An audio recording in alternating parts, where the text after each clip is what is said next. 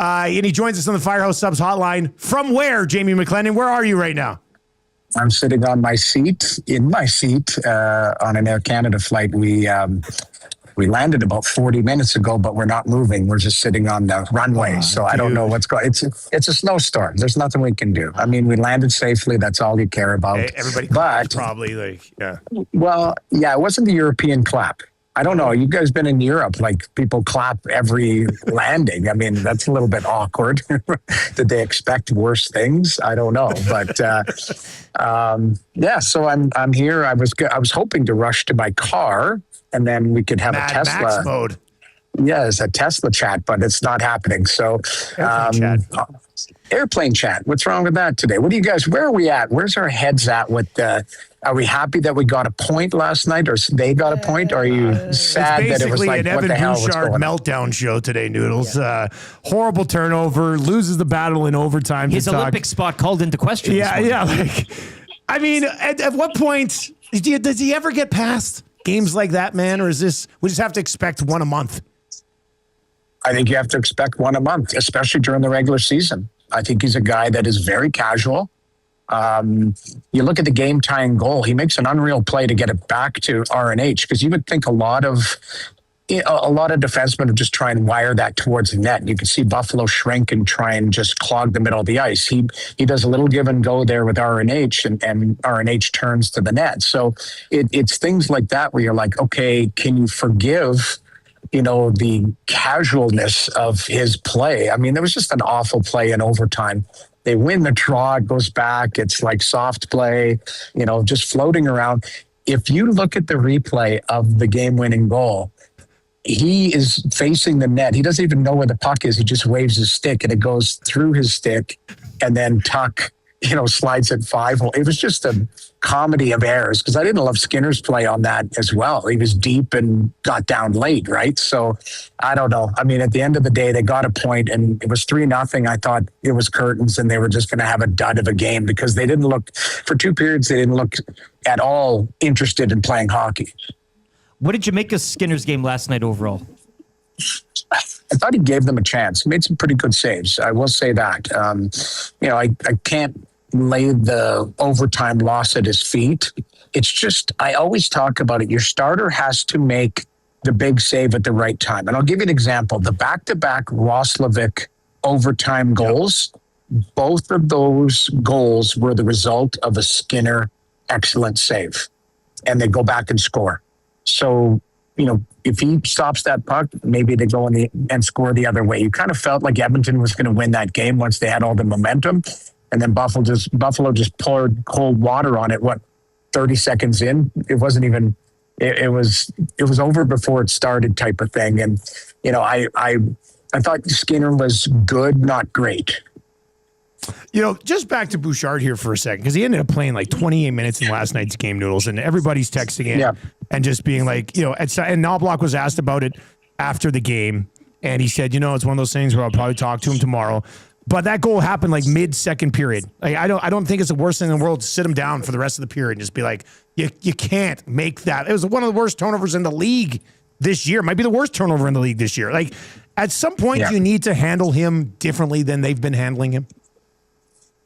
I do think the word accountability has to come in. And, when you talk about it, he was a guy who played 28 minutes, played in all situations. He was a part of the comeback. So, but it's weird. I've talked to coaches before where they say, these guys that are part of the problem, they're also part of the solution. So what's the line, right? Do you sit them down and rely on Kulak to jump in that spot? And can he be better?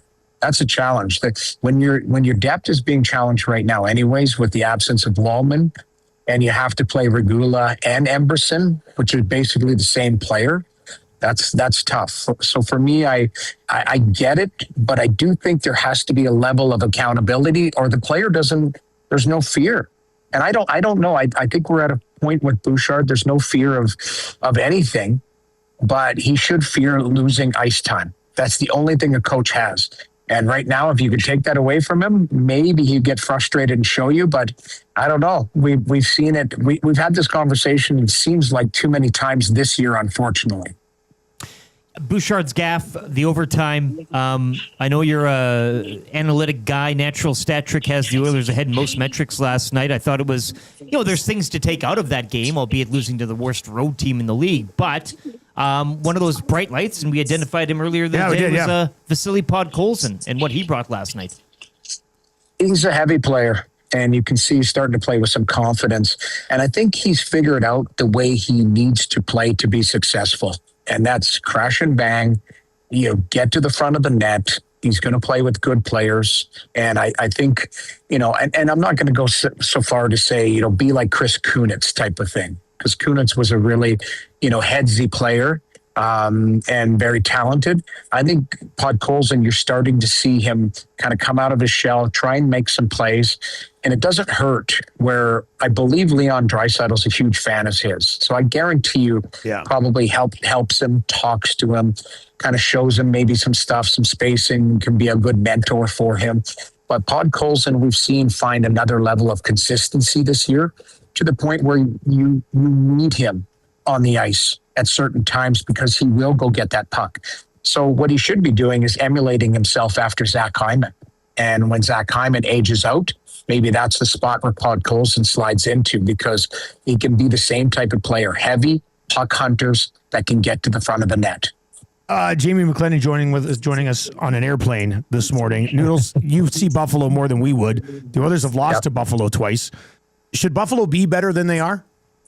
Yes, they should be. Yeah. When you look at that roster, there's a bunch of good players. And then you're hearing comments like, it's the culture or the coach and all of that. I mean, I think there's a lot to everything. It could be just noise online, but maybe there is something to that, because I look at Buffalo as a scenario where every time I look at that roster, I'm like, they should be better. They should be higher in the standings. So, now they're climbing back up. If you take a look at the Eastern Conference, especially the Atlantic, it's bunched up. I think they're about six points between the top and the bottom, or 8 points at the top and the bottom. At the end of the day, if Buffalo goes on a 5-0 run somewhere along the line here, they're right back in the mix. I think the biggest thing, if you look at their D, they've got a really solid D. Power's coming into his own. We know Dahlin's a star. That Samuelson's a good player. Like, to me, they've drafted a lot of good players. Some of them haven't stayed, unfortunately. But I look at it, if they can get Josh Norris healthy, he's a really good player. And Tuck is a good player. And Thompson's a good player. You go right down the line, Krebs, like they've got, again, on paper, they're better than their record shows. That's the way I see it. I've watched them play a lot. And I know it's weird to say that, but, I watched Buffalo play.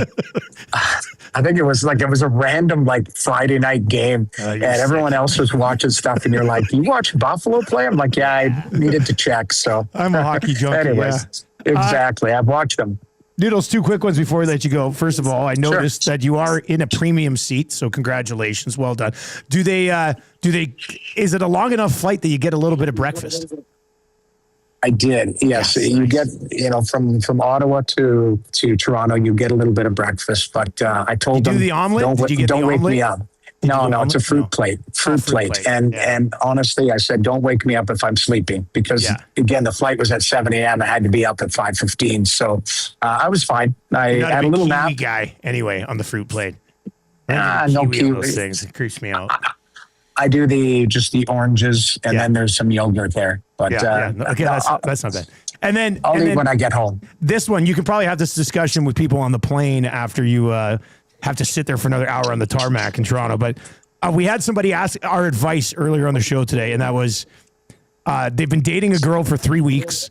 She's invited him to come back down to Calgary and stay at her parents' place from Boxing Day for 3 days. Would you go after 3 weeks, or how do you handle that situation? Depends on how much you like the person. Yeah. Obviously, if you physically want to see them, if you know what I mean. I think that type of stuff, I think you make the trek, don't you?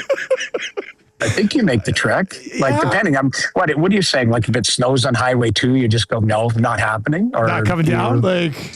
I don't know. I mean, nobody taking that angle on it yet, but I mean, if you know, you know. Go down. And if it doesn't go well, you can cut your trip short. Yeah, you can go say, home. I gotta go. I just gotta go. Go for one night. Yeah. And maybe one night turns into 2 or 3, but I would set some parameters. Say, geez, I'm going to come down for one night, maybe a second one. Let's see how it goes. But definitely go, because you never know. That could be the one. It could be the one. That could be the one. Could be the one. There you go. I love that. All right, Noodles. Well, legendary performance today. Thank you very much for joining us on the plane. Apologies to everybody sitting around you, especially if they're related to Bouch.